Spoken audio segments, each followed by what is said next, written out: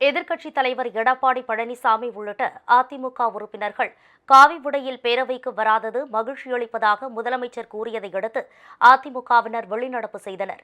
சட்டப்பேரவையில் நேற்று 13 அதிமுக உறுப்பினர்களை இடைநீக்கம் செய்ததற்கு எதிர்ப்பு தெரிவித்து அதிமுக சட்டப்பேரவை உறுப்பினர்கள் இன்று கருப்பு சட்டை அணிந்து வந்திருந்தனர்.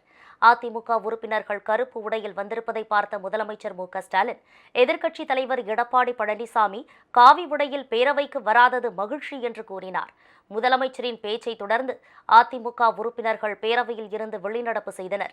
பின்னர் செய்தியாளர்களிடம் பேசிய எடப்பாடி பழனிசாமி, சட்டப்பேரவையில் மக்கள் பிரச்சினை குறித்து பேச வாய்ப்பு வழங்கப்படுவதில்லை என்று குற்றம் சாட்டினார். கேவலமல்ல, வெக்கமல்ல, சூடு சுரண வெக்கமான ரோசம் இருந்தால் ஒரு மனிதனுக்கு இது பேச வேண்டியிருக்கூடாது. தான் என்ன செய்தோம் என்பதை உணர வேண்டும். தன் முகத்தை கண்ணாடியில் பார்க்க வேண்டும். பிறகுதான் அடுத்தறிவித்து குறை சொல்ல வேண்டும். அந்த தகுதி இல்லாத ஒரு முதலமைச்சர் இன்றைய முதலமைச்சர். எங்களை வெளியேற்றிட்டு நீங்க பேசியிருக்கிறீங்க.